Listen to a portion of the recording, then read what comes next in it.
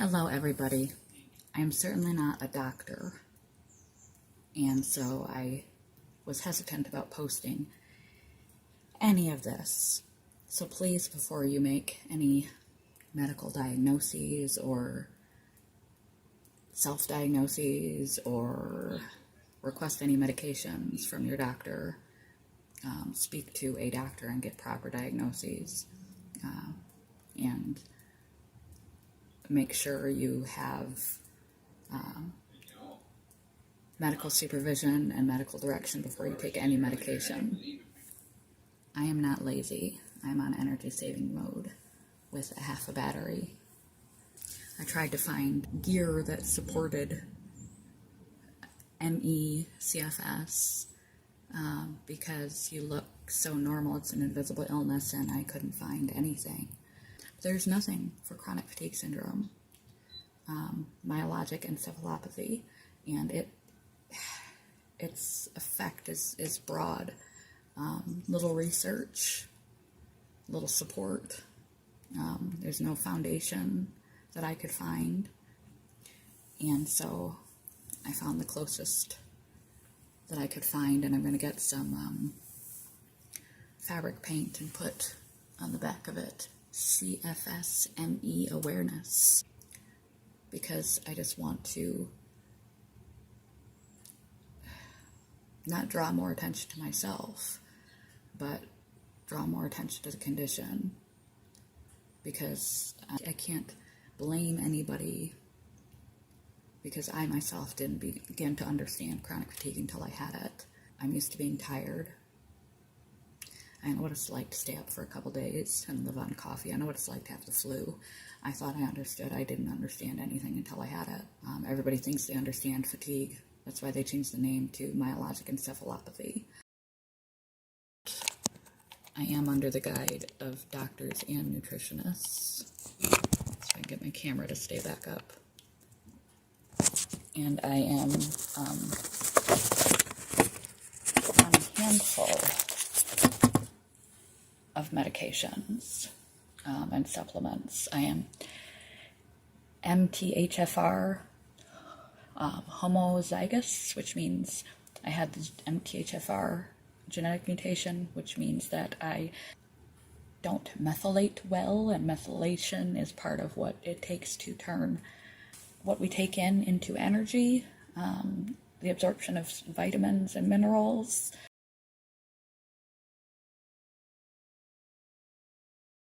Poor methylation and raised homocysteine levels resulting from poor methylation can set you up for Alzheimer's and yada yada yada. So I am on methyl care. This is only for if you are MTHFR gene diagnosed genetic disorder. It helps you metabolize coenzyme Q10. It helps blood flow and circulation, because I have both hereditary hemorrhagic telangiectasia, which means my circulation network is a little messed up. Helps give you energy and blood circulation, oxygen, all of that good stuff. Have a recurrent iron deficiency anemia, and so I take an iron supplement 3 times a week. They wanted me to just get ferritin, but I could not find ferritin by itself over the counter, so I just take the iron. I had iron infusions, and I take iron 3 times a week.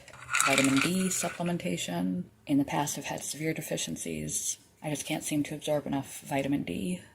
So vitamin D can cause fatigue. Strangely enough, being vitamin D deficient, which can cause depression and fatigue. I have calcium deposits in my brain, in my hip, and in my feet.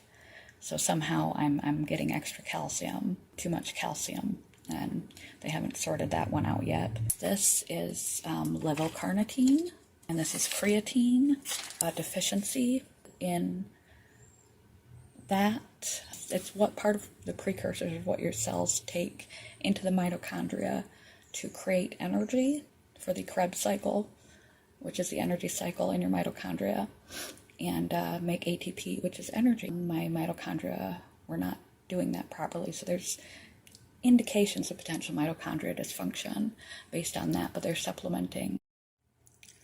I am also on hydroxychloroquine, which you may have remembered from ex-President Donald Trump touting it for its false abilities to protect from COVID. No, I'm not on it for COVID. I'm on it because I may or may not have an autoimmune disorder. They're trying to target that down. Prednisone was helpful in morning stiffness and robotic symptoms and joint pain, and so they're thinking my RA scores were slightly up, but I don't have the antibodies, that I may have an autoimmune disorder that they're just not picking up on yet. I am on this in an attempt to combat inflammation and pain, joint pain specifically, not muscle pain and tenderness and all the stuff that comes with fibromyalgia or chronic fatigue, because it does nothing for that. This came from the nutritionist. Medical grade protein supplement. We live in a culture where people hype protein, high protein this, high protein that, and you can find protein in everything, and a lot of people eat a lot of meat. I'm not a vegetarian or anything, but I just don't happen to eat a lot of meat. I just don't. I don't cook it. I have a thing with the tendons and the blood and the viruses and uncooked meat. Yuck.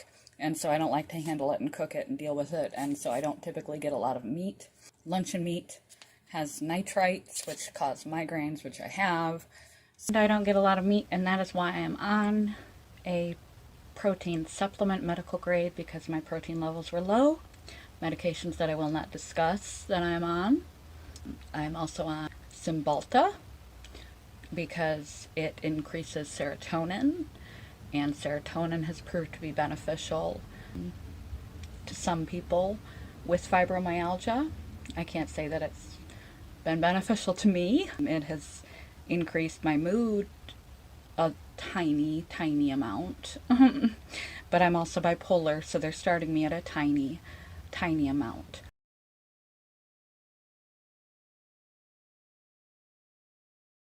I also do daily yoga, tai chi, qigong, stretching. We're all advised fibromyalgia, and as much physical activity as you can get within your envelope for your chronic fatigue is going to be beneficial to you, but don't overdo it or you will pay for it. Have the UV light because I have a cyst in my pituitary section in my brain, and sun rays penetrate your skin and actually touch the cells in that part of your brain, and that is where your circadian rhythm sits, and it signals you to be awake. And because there's a cyst in that exact spot, the neurologist suggested that it may be blocking the dark and light reception of contact with my cells that regulate the circadian rhythm in my brain.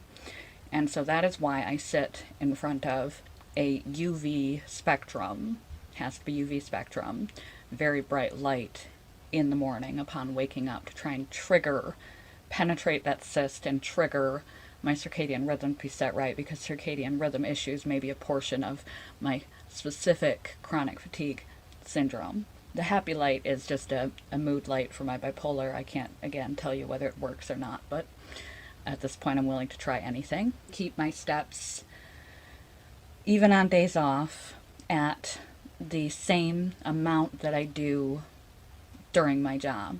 I only work for 4 hours. Thankfully, when this happened, I was down to part-time because I couldn't possibly do a full-time job now. I'm barely pulling off the job that I have. Some days I'm not able to pull it off, and I either have to go home or I'm sent home. Something has gone awry, and I'm not sure what. on a backslide, but from what I've researched on the internet, they said not to be too concerned because that can happen. You've just done too much. Once your body catches back up, you'll pick back up where you left off. Doesn't mean that you're getting worse and will continue to get worse again and go back where you started in the recovery process. I try to do as much exercise as I can so I don't get deconditioned, because if you don't move, you will get weaker. I use muscle freeze, depending on how much caffeine I've had, bare back and body, ibuprofen, acetaminophen, over-the-counter OTCs for the generalized pain. I try not to do them very often. I try to rely on muscle freezes and stretches and just living with it. I will go days. If I miss a bit of sleep here or there, an hour or two, less than 8 hours, and I will find myself, or if I overdo it, sleeping for 12 to 14 hours straight. And I asked the rheumatologist today if it would be better to try to keep up your physical activity so you don't get deconditioned, and so you have, you know what your life requires of you, so that you can maintain your life, or to rest like on the weekends and let your body recover so you have more energy to go into a work day, or rest before a work day. And she basically said, we don't know, whatever works for you. Whatever works for you, do that. That's been a big problem with me with this condition, is that I have been verified on 4 different appointments to keep double checking. I do in fact have chronic fatigue syndrome, myalgic encephalopathy. I've been diagnosed formally with that, not just chronic fatigue of unknown origin, correct. And I've been told, yes, that is the case. And yet, when asked what to do about it, they just say, well, we've treated this, we've treated that, we've treated this, we don't really know what else to do with you. I follow all the lifestyle management. I follow a healthy diet as much as I can. I follow all the protocols for my specific nutritional supplementation and medication supplementation for all the issues that I have been discovered to have. Hence, again, why you need to follow up with your specific doctors and get specific testing for your specific issues. Get everything that you can that is wrong with your body sorted so that you are in the best possible shape possible, but that doesn't mean they're going to unearth the cause of your chronic fatigue syndrome. If they unearth the cause for your chronic fatigue syndrome, it would no longer be chronic fatigue syndrome. It would be whatever the underlying medical cause is. And trust me, I mean, I wouldn't want a horrific diagnosis, but there have been many times that I wished that they would find a cause. And then when I started to get, was really excited every time they found a problem, because I was like, okay, this is going to fix me.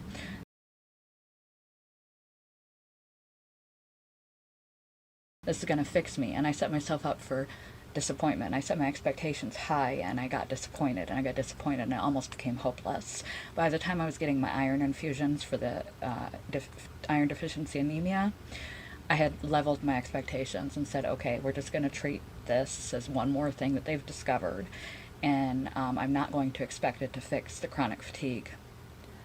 And if it does, great. If it doesn't, well, then one more thing is working in my body that I'm not fighting against. And it didn't fix the problem. And now they're out of options. They don't know what to do.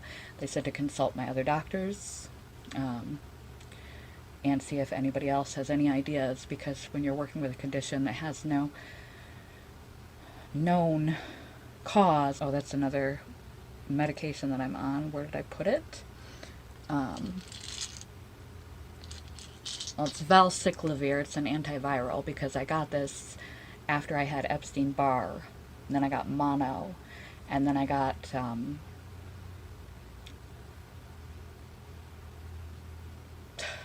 brain fog,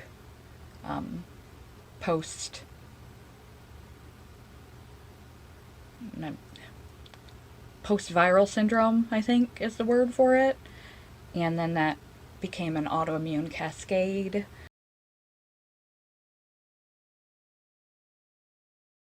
Where my immune system is just on, so I'm on antivirals to try and quiet my immune system from being constantly on and fighting a virus that is not in my body anymore, which also leads to my particular fatigue. So those are some of the things that I do. on a daily basis. And massage, if you have one and have access to one, baths, salts, massage, anything that brings laughter, smiling, human contact, compassion, all the things that make you happy, happy hormones. Have your hormones checked. Hormone levels can be off and can lead to chronic fatigue syndrome. But once you find a problem and you plug that hole and that fixes the problem, you didn't have chronic fatigue syndrome. You had a hormone problem, or you had anemia, or you had this. Well, we're at the end of the rope with me, where we've found all the thises that we've found so far, and done everything a lot going on. Bunch of little things to create one big monster. But my labs come back normal now, and the problem is still just as bad. So those are some of the things that I use to treat my chronic fatigue. And go see a nutritionist, one that believes in chronic fatigue. Speak with a neurologist, speak with a rheumatologist, immunologist, maybe genetic counseling, and check for genetic and disorders and predispositions, potentially a sleep study. You want your nutrition on key. You want to get to know yourself, get a pedometer, and find out how much you're actually doing in a day. Don't burn the candle at both ends. Educate yourself as much as you can. Educate your friends and family as much as you can. And give yourself a break. This is not an easy life. It is not an easy way to live. No one understands it. And you can't blame them for their lack of compassion and understanding, because you yourself did not grasp this condition until you wound up with it. You're not lazy. You're on energy saving mode. And I am not on energy saving mode. I am going off to work where I don't have the energy to be. And I'm gonna not cry. not cry. I have an ugly face when I cry. We're gonna do this. Okay, love you guys. Peace.